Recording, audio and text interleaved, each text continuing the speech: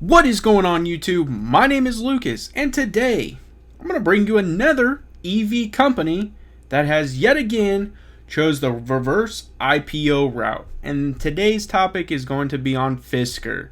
Yeah, that's right, Fisker. So if you're interested in this EV company, I suggest you stay tuned right after this.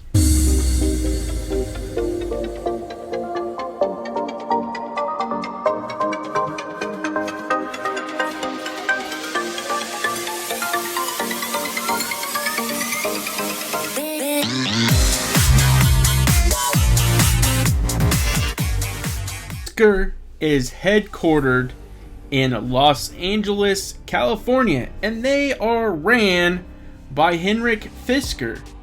And there's going to be a history with this. And so I'm going to give you a little bit of a history lesson to kind of catch you up to speed on this stock. And it'll help kind of give my perspective later on in this video. So this company, this isn't their first crack at trying to IPO onto the stock market. This is now the first time that they're attempting to do the reverse IPO, but they have attempted to become a stock trading on the stock market before. I do feel Mr. Fisker had a great idea. I do feel that he was, headed in the right direction. And truthfully, I think it was just bad timing and maybe just bad planning, honestly. They attempted to do this for 6 years and it finally failed, and they ended up having to go bankrupt in 2013. They were bought out by a Chinese-based company, and that Chinese-based company took the name, changed it, and basically took the idea and ran with it. Now, what caused them to go bankrupt? Well, they were dependent upon a battery company, and that battery company ended up going bankrupt as well. And on top of that, they were dealing with all kinds of things. A natural disaster occurred during their time and really kind of hit and impacted just their overall thing. Henrik Fisker obviously comes from a background in automotives. He worked for Ford for a little bit. He has a background with Aston Martin.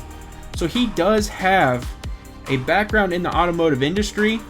I just don't really think at that time they had the funding, the backing, and really, I just don't think it would happen. Fast forward to the year 2020, and let's be honest, it hasn't gotten well or gone well for anyone. The coronavirus, well, the worst pandemic in history, the biggest recession possibly in history, all occurred the same year that, Fisker is trying to reverse IPO. But let's continue on. So Fisker is going to reverse IPO with Spartan Acquisitions. The ticker symbol is currently going to trade under SPAQ, SPAQ. I think that's a pretty cool ticker symbol. And honestly, I've been keeping track of this. And we'll go over it once we hit on the chart. They're going to be doing the reverse IPO with Apollo Global. And that valuation for that reverse IPO is going to be at $2.9 billion. I do think that's actually a pretty good amount of money for a company that isn't projected to release a vehicle until the year 2022. Staying in the year 2020, and once again, they've been burdened by the, evil, terrible news bug. And so on August 6th, they, approached their stakeholders and said, hey, look, I don't think we're ready to IPO yet. Just financially, whatever the reason may be, they're just not ready to do it. So they requested to push it back, and their reverse IPO window now is, I believe, August 16th, 2020, and it goes all the way until February 14th of 2021. So anywhere in that time frame, they are going to be able to do it, but I just don't think that they're quite ready to do it yet. Positive news I can provide you up to this point is that the vehicle they are going to be potentially releasing in the year 2022 is called the Ocean. It is an SUV, and I do think it looks really cool. In my opinion, it looks like a smaller version of the Ford Edge, but I think that what they're trying to accomplish with this, it's just very unique, and it's a pretty cool concept. And if they can get it accomplished, I think it's really awesome. So I'm going to swing over here and provide you a little bit more information on the Ocean. So Fisker will use the proceeds from their IPO to help develop the Fisker Ocean, which is, like I stated, expected to be available in the year 2022.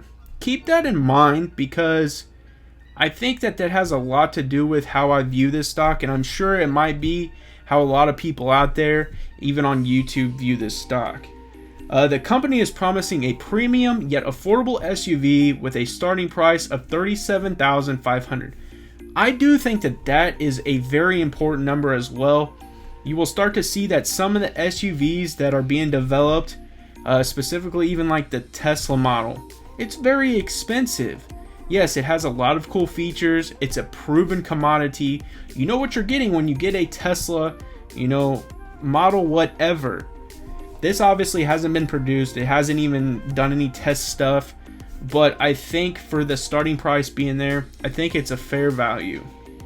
Continuing on, it could go as much as $69,000. So it sounds like they're going to have models. Obviously, it says right here for a higher end model. And their comparison is to the Model Y, which is what I was just talking about. So continuing on with some more information about this SUV. It says the company is going to be fully electric. It's going to have premium styling. Its features has been designed to the world's most sustainable vehicle. The 5-seat vehicle, which was first showcased at the CES in January. Fisker will sell the Ocean outright and also offer it through what it calls flexible lease.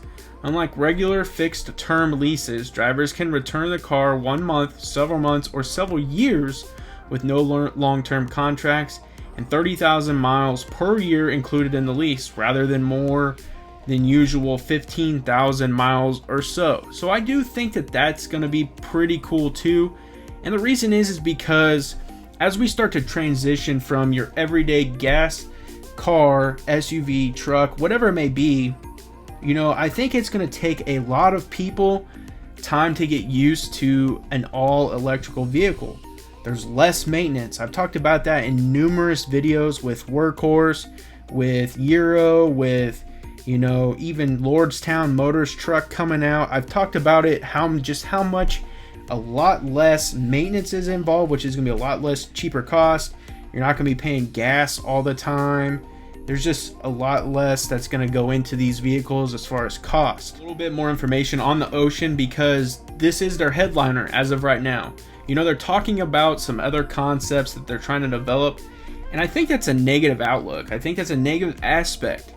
Focus on one vehicle, perfect that vehicle, get it out, make sure you're getting sales, make sure it's being manufactured, and then start talking about other ones.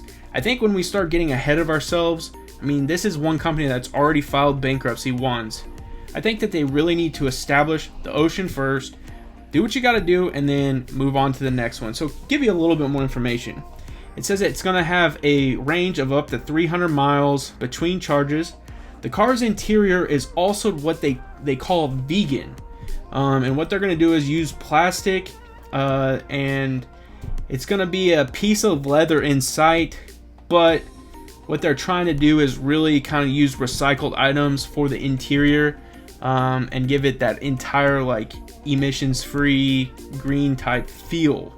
I've seen the inside of them, and I'll show a couple pictures of what they look like on the inside, but I really think that it's a great idea. So you guys know how I love to provide you guys with positive news, whether it's a positive stock, a negative stock. I still like to provide you a positive outlook. And I think that in this case, this is one thing that Fisker does have going for them at the moment, if they can get it done. And that is going to be a partnership potentially with Volkswagen. There's a lot that could come with this deal. Obviously, they are hoping that Volkswagen will create what most EV companies call the skateboard. And that's going to be the entire undercarriage of the vehicle, where the batteries are placed and all of that. Fisker discussed and came out and stated that they would put everything else together and they're using the assembly, but they were hoping that Volkswagen could accomplish the skateboard. On top of that, what would come of this partnership is obviously the experience that Volkswagen has with their multitude of different types of cars and really, you know, what they own. I mean, they have Lamborghini and all those types of vehicles. So Bugatti, I mean, whew, that's pretty expensive car there. So if they can get a decent deal with that, they probably could get a reduced price at a lot of the parts and manufacturing and things like that from Volkswagen. So this would be a huge deal and a big time positive for a company like Fisker. The only problem is that negotiations have been ongoing. There was talks that it could end in July, and they've actually come to an agreement. Obviously that didn't happen, and so talks are still ongoing. I've come to my favorite part of every single video, and that is chart breaking down time. So let's Fisker on over here and dive into this ocean. So I'm just gonna be honest with you guys. We're looking at a 6-month chart, and it's I hate to say it, but it's kind of disappointing. And I really feel for this company because it does feel like it's just a bad timing, bad luck.